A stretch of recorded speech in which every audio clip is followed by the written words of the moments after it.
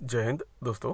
Welcome to my YouTube channel R daily G K. दोस्तों आज मैं आप लोग को प्रोवाइड करने वाला हूँ 30 अक्टूबर 31 अक्टूबर एंड 1 नवंबर 2024 का कुछ selected important current affairs MCQ जो आपके आने वाले कॉम्पिटेटिव एग्जाम या फिर जॉब एग्जाम के लिए इंपॉर्टेंट होने वाला है।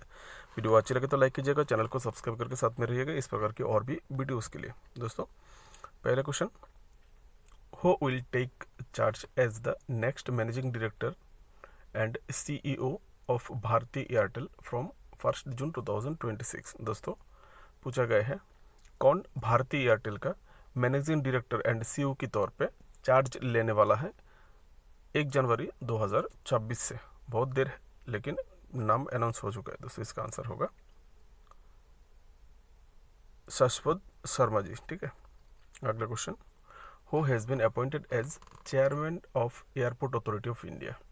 दोस्तों पूछा गया एयरपोर्ट अथॉरिटी ऑफ इंडिया का चेयरमैन किसको अपॉइंट किया गया है, नियुक्त किया गया है। दोस्तों इसका आंसर होगा ऑप्शन सी बिपिन कुमार। बिपिन कुमार जी जो कि एक IAS ऑफिसर है 1996 बैच का और बिहार कैडर का। ठीक है, अगला question, who among the following has been given the highest civilian honour of the South Pacific nation of Fiji in October 2024।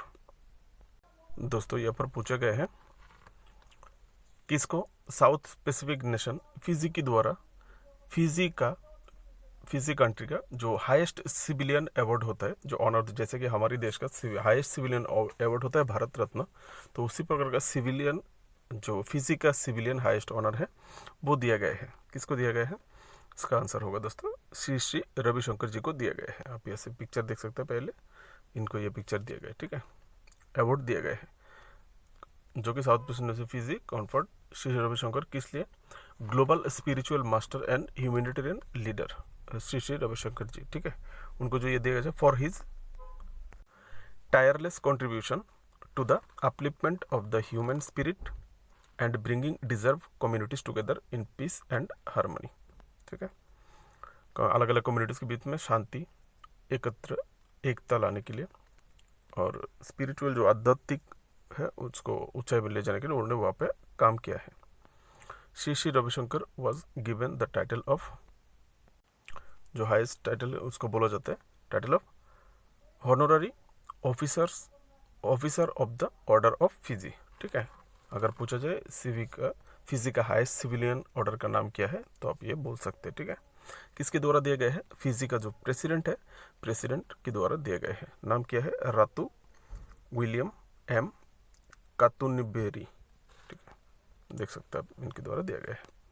अगला question, Matthew Wade has announce his retirement from international cricket, he is from which country. दोस्तों पूछा गया Matthew Wade जिन्होंने अंतर्राष्ट्रीय cricket से retirement ले लिया है वो किस कंट्री से बिलोंग करते हैं? दोस्तों इसका आंसर होगा वो ऑस्ट्रेलियन प्लेयर है, आप जानते हैं मैथ्यू वेड को। अब इनका डिटेल्स ऐसे देख सकते हैं, उन्होंने 30 अपने करियर में 36 टेस्ट मैच खेला है, 97 वनडे और 92 T20 इंटरनेशनल खेला है ऑस्ट्रेलिया की तरफ से। ठीक है, उसका डिटेल आप ऐसे देख लीजिएगा। Union minister of states independent charge for science and technology doctor Jitendra Singh has inaugurated the new campus of India's first bio manufacturing institute in which city. दोस्तों यहाँ पर पूछा गया यूनियन मिनिस्टर जो सेंट्रल मिनिस्टर है Jitendra Singh, science and technology minister, इन्होंने recently Bharat का पहला, ठीक है याद रखिए इंडिया का फर्स्ट, इसलिए इंपॉर्टेंट है, इंडिया का फर्स्ट बायो मैन्युफैक्चरिंग इंस्टीट्यूट कहाँ पर इसका उद्घाटन किया है? इसका आंसर होगा मोहाली पंजाब पे। अब इंस्टीट्यूट का रिलेटेड यहाँ से डिटेल्स देखना चाहते हैं तो आप लोग वीडियो को स्टॉप करके देख लीजिएगा। मैं पूरा डिटेल्स बताने के जाता हूँ तो वीडियो लंबा हो जाते हैं, बाद में आप लोग इतना बार खुद वीडियो नहीं देखते हो, बाद में हमारा वीडियो का ऑडियो रिटेंशन कम हो जाते हैं, इसलिए आप लोग देखना चाहते हैं तो स्टॉप करके देख लीजिएगा। Which city was India's first writers village inaugurated. दोस्तों पूछा गया है भारत का कौन सा शहर पे, सिटी पे भारत का पहला एक राइटर्स विलेज का इनोग्रेशन किया गया है? ठीक है, इसका आंसर होगा देहरादून, उत्तराखंड। ठीक है, देहरादून में ये राइटर्स विलेज का उद्घाटन किया गया। आप देख सकते हैं किन्होंने किया ये उद्घाटन? हमारे ex prime president, former president Shri Ramnath Kovind ji और उत्तराखंड का जो गवर्नर लेफ्टिनेंट गुरमीत सिंह और चीफ मिनिस्टर पुष्कर सिंह धामी, ये तीनों ने मिलकर जॉइंटली ये राइटर्स विलेज का इनोग्रेशन किया है। ठीक है, विलेज का लोकेशन आप ऐसे देख सकते हैं और ये जो राइटर्स विलेज का जो ब्रेन चाइल्ड है, यानी जिसका आइडिया है, वो आइडिया था जो इससे पहले जो चीफ मिनिस्टर था, ex former chief minister Ramesh Pokhriyal Nishank ji का आइडिया था पूरा पूरी। वो खुद भी एक राइटर थे, ठीक है, डिस्टिंग्विश्ड राइटर हिमसेल्फ। दोस्तों ये एक ओकेशन चल रहा था, on this occasion during the 3 days international literature, ये 3 दिन का अंतर्राष्ट्रीय लिटरेचर का एक प्रोग्राम चल रहा था, कल्चर एंड आर्ट फेस्टिवल, जिसका नाम स्पर्श हिमालय महोत्सव 2024। दोस्तों ये भी पूछा जा सकता है, स्पर्श हिमालय महोत्सव 2024 फेस्टिवल कहाँ पर आयोजन किया गया है, तो आप लोग उसका आंसर देहरादून दे सकते हैं, ठीक है। द फर्स्ट वर्क, और ये राइटर्स विलेज का जो पहला वर्क है, फर्स्ट राइटिंग जो है, first work of writer village is Ram in the Himalayas, और किसके द्वारा लिखा गया है, रिटन बाय निशंक जी, ठीक है। वाज ऑल्सो रिलीज्ड, ये रिलीज भी हो चुका है, ठीक है, ये किताब याद रखिएगा, इंपॉर्टेंट होने वाला है। Who has become the first Indian, पहला Indian to win the prestigious Miss Grand International 2024 crown in October 2024। दोस्तों पूछा गया है वो कौन सा भारतीय, पहला भारतीय, इसलिए इंपॉर्टेंट हो जाता है, ठीक है, इससे पहले किसी भी भारतीय को ये नहीं मिला है, पहला भारतीय को जिनको मिस ग्रैंड इंटरनेशनल 2024 क्राउन मिला है, क्राउन का ताज मिला है अक्टूबर को, ठीक है। इसका आंसर होगा राचेल गुप्ता। दोस्तों इसका शॉर्ट्स वीडियो मैं 3 दिन पहले मेरे चैनल पर बना चुका हूँ, आप लोग मेरे चैनल का शॉर्ट्स भी देखिएगा, वहाँ पर भी आप लोगों के लिए जानकारी रहता है, ठीक है, स्पोर्ट्स से जुड़े हुए, अवार्ड से जुड़े हुए। दोस्तों उनका डिटेल्स आप थोड़ा देख लीजिए यहाँ से। 20 साल का राचेल गुप्ता जी, जालंधर से है, पंजाब का, ठीक है। उनको क्या क्या और भी अवार्ड मिला है, फर्स्ट इंडियन टू विन, वो पहला जो इंडियन है जिनको मिस ग्रैंड इंटरनेशनल मिला है। ग्राउंड भी देख सकते हैं, वो टोटल यहाँ पर 70 कंट्री से भी ज़्यादा पार्टिसिपेंट किया है, पार्टिसिपेंट के बीच में से उनको पहले स्थान मिला है, ठीक है। ग्रैंड फेस्टिवल और भी क्या क्या अवार्ड उनको मिला है, आप ऐसे स्टॉप करके देख सकते हैं, ठीक है। 8 number question, Rodri has won the prestigious Ballon d'Or award in men's football category, he is from which country. दोस्तों रोड्री जिनको फुटबॉल का जो फीफा की तरफ से जो बेस्ट फुटबॉलर का अवार्ड दिया जाता है बैलन ड'Or, वो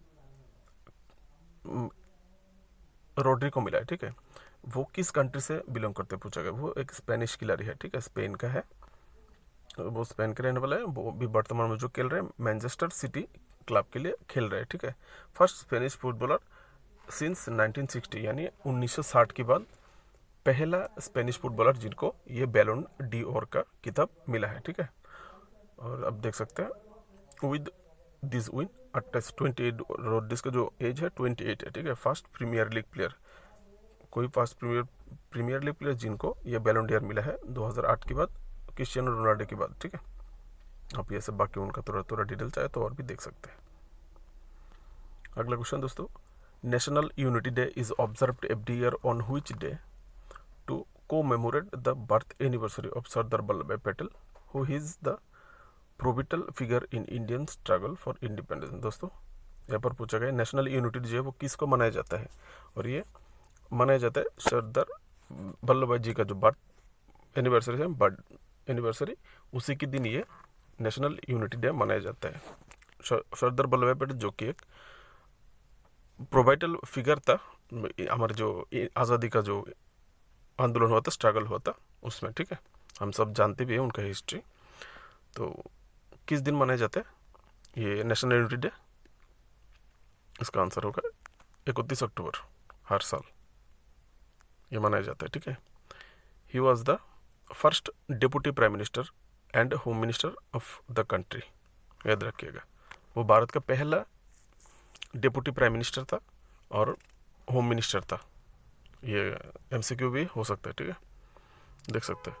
नेशनल यूनिटी डे किस लिए मनाया जाता है, उनकी जन्मदिन पे उन्होंने serve as the reminder of his effort to unite the deserve diverse princely state into the single nation and fosters a spirit of solidity among the people of the country. दोस्तों उनका जो योगदान था आज़ादी के बाद, ये जो छोटा छोटा अलग अलग सोच रखने वाले प्रिंसली स्टेट थे, जो राजा और महाराजाओं के थे, उनको उन्होंने जोड़ के इंडियन यूनियन के साथ जोड़ने का काम किया था, ठीक है।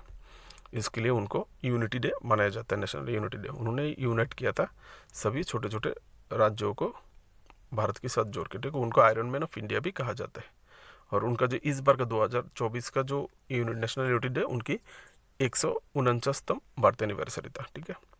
अगला question, 3 Chinese astronauts, including a woman, entered the space station after the successful launch of their spacecraft dash dash dash, which will stay at the station for the next 6 months।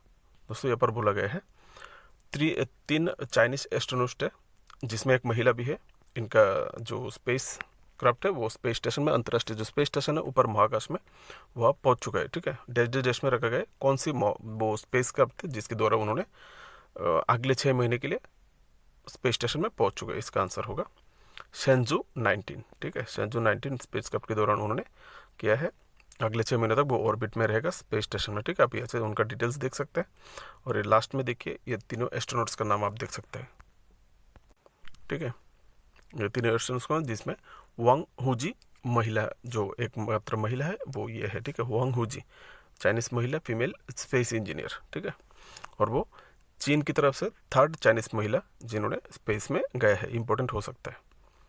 11 number, Mount Fuji which recently remained snowless is located in which country. दोस्तों Mount Fuji जो कि पर्वत है, mount Fuji recently उसमें स्नोलेस देखा गया है। जो स्नोफॉल होता है ना हर सालाना, इस बार स्नोफॉल वहाँ पर नहीं हुआ है।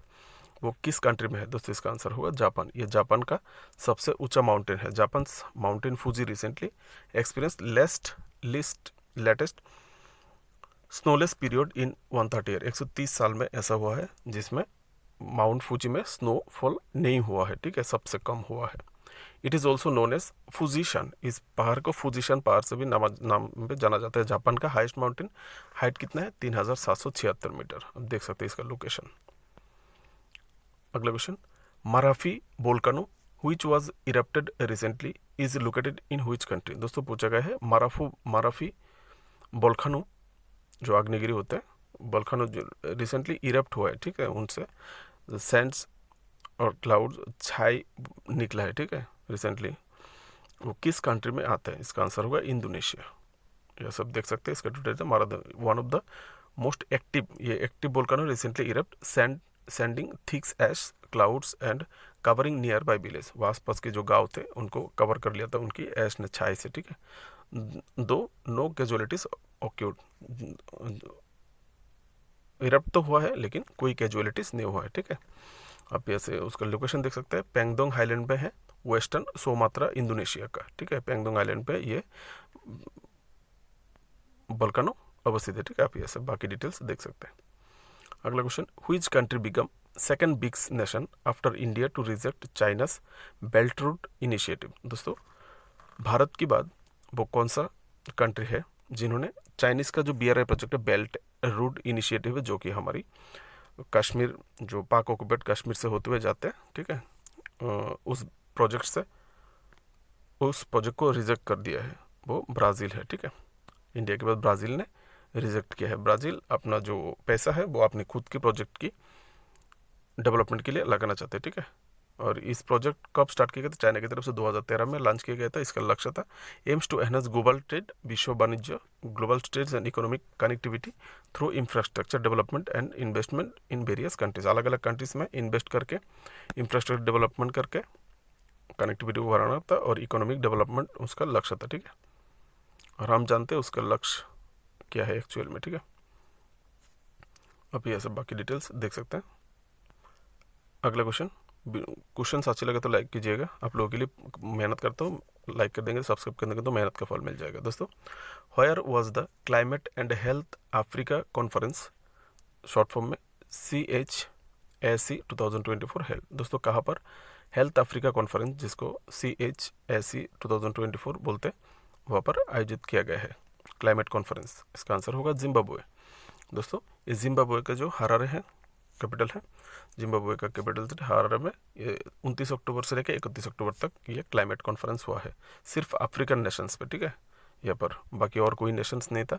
This conference bring African Nations into the global discussion on climate change and it's health impact. ये जो क्लाइमेट चेंज हो रहा है बहुत फास्टली और इसका जो प्रभाव अफ्रीकन पर पड़ रहा है, उसी के बेसिस पर ये कॉन्फ्रेंस रखे गए थे, ठीक है, क्लाइमेट सेंसिटिव डिसीज़। और इस क्लाइमेट चेंज की वजह से अफ्रीकन्स को बहुत ज़्यादा डिजीज़ यानी बीमारियों का सामना करना पड़ रहा है, ठीक है। यहाँ पर 400 से भी ज़्यादा पार्टिसिपेंट्स, जिसमें गवर्नमेंट ऑफिशियल थे, हेल्थ एंड क्लाइमेट एक्सपर्ट्स थे, एंड रिसर्च अटेंडेड थे, एंड कॉन्फ्रेंस, ठीक है। और फोकस क्या थे? In focus on sharing innovation, best practice and solution to build climate resilience in health. मतलब हेल्थ में, अपनी हेल्थ में क्लाइमेट को कैसे सही से यूज़ किया जाए उसी के आधार पर, ठीक है। दोस्तों आज के लिए इतना ही है। अगर क्वेश्चंस आपको पसंद आए, अच्छी लगे, तो चैनल को सब्सक्राइब करके सपोर्ट कीजिएगा। मेरी तरफ से आप लोगों के लिए शुभकामनाएं। जय हिंद। आप लोग प्लेलिस्ट चेक कीजिएगा अलग अलग टॉपिक्स पर वीडियोस के लिए। नमस्कार।